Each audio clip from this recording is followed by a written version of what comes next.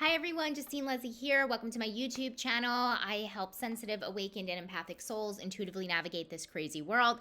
And today I want to talk about one of our clair gifts, and this is basically our intuitive gifts, claircognizance. So today's video is all about claircognizance. What is it? How to tell if you're dominant.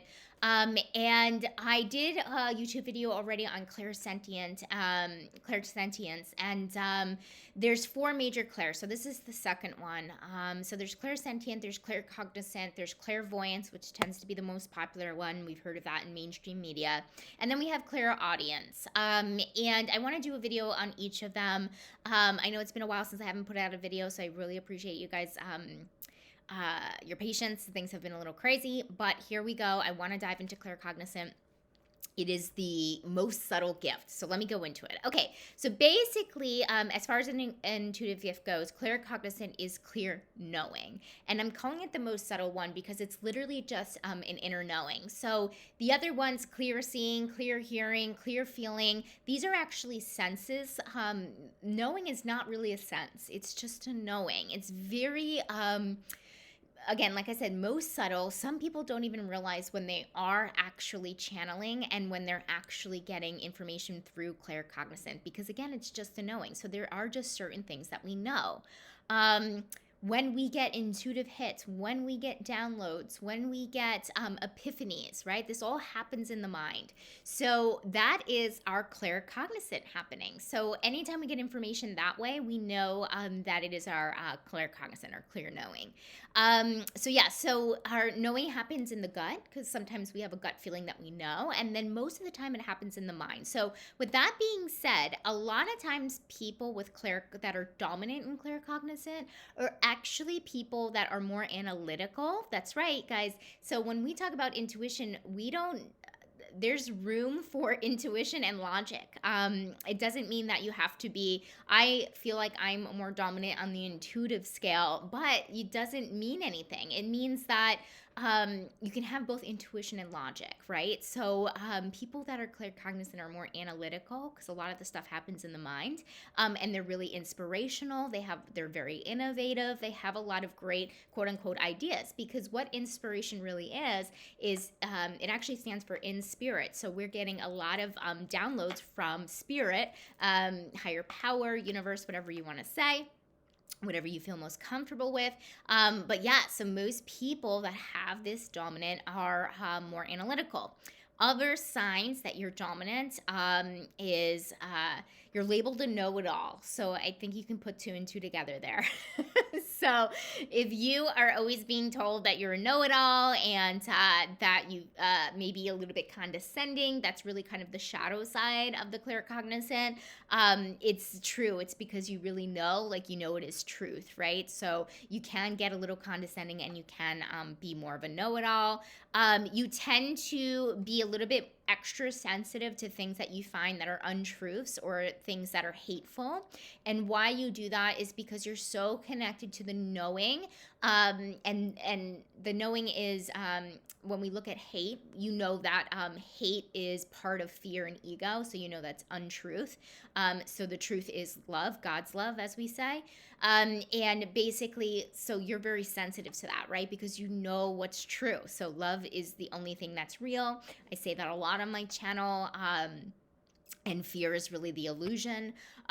But you are really having this deep sense of knowing that only love is real. So when you hear hate and untruths, it kind of boils your blood a little bit, we could say. What else? You tend to be a little bit more ethical for the same type of reason, meaning that you understand what's truths and what's untruths. So you try to align with love. You try to be as ethical and moral as you possibly can. What else? You're obsessed with the truth. You are into conspiracy theories. You're into true crime documentaries. You're into journalism. So a lot of people I find that are Claircognizant are usually into journalism, because if you think about it, what journalism is finding the truth, getting down to the truth. And those true crime documentaries, a lot of people are like, why do I like them so much? I'm an empath, I'm super sensitive, but I'm super into them. Why? It's because you're probably dominant and claircognizant, right? You're always thirsty for knowledge. Always, always, always. That's the analytical part of yourself. That's the curious part of yourself. That is the logical part of yourself. You want to know facts. You want to always absorb knowledge. You want to know everything. And that's part of the know-it-all thing too. Okay. And okay. So you might be claircognizant if you interrupt people because you already know the answer. So you're full of so much information that when somebody's talking, you might interrupt with the actual answer. It could be seen as rude and condescending, but it's really about your excitement about the truth. So just watch yourself in communication with other people. And you're really connected to teaching about spirituality, and that's because, again, you're connected to the truth. You have a lot of knowings.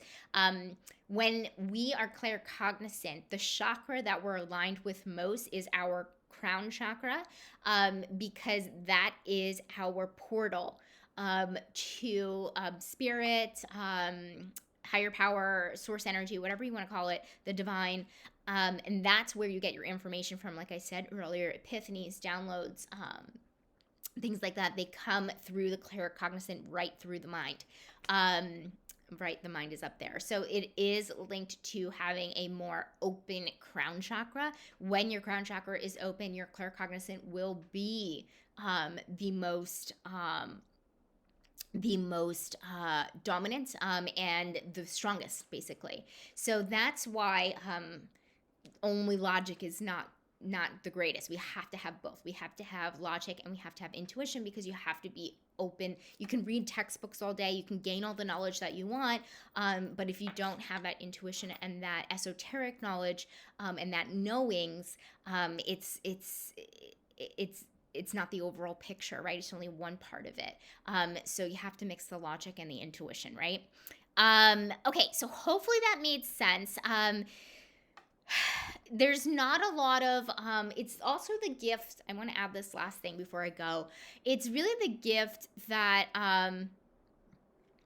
there's not a lot of room for interpretation. So a lot of the other gifts, clear hearing, clear seeing, clear feeling, there is room for interpretation. Like, okay, what am I feeling? I'm kind of feeling anger, I'm feeling resentment, I'm feeling, things that are slightly close to the original feeling.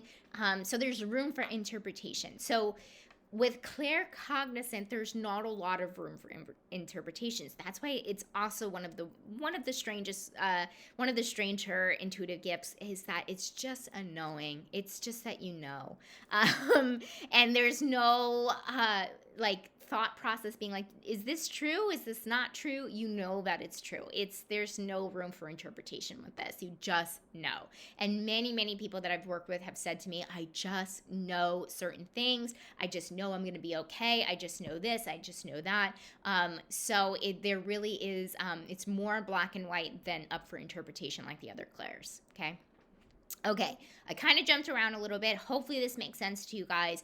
Let me know in the comments. I always read your comments, guys. I love them so much. If you feel like you're dominant and claircognizant, I would love to hear it. I would love to hear examples and see if this resonates with you guys. So please put in the comments. And if this kind of stuff really interests you, I'm going to do the other two clairs soon.